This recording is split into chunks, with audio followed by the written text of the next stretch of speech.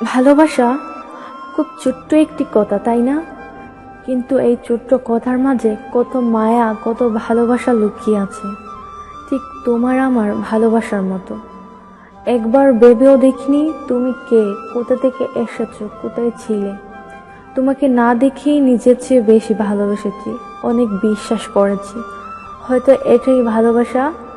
সত্য কথা কি জানো, ভালোবাসা একতরফা হয় না, দুজনের মন এক হয়েই ভালোবাসাটা হয়েছে।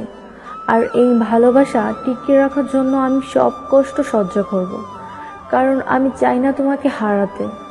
এই কিছু সময়ে অনেক বাধা এসেছে, কিন্তু একদিনের জন্য তোমার থেকে সরে যেতে পারিনি।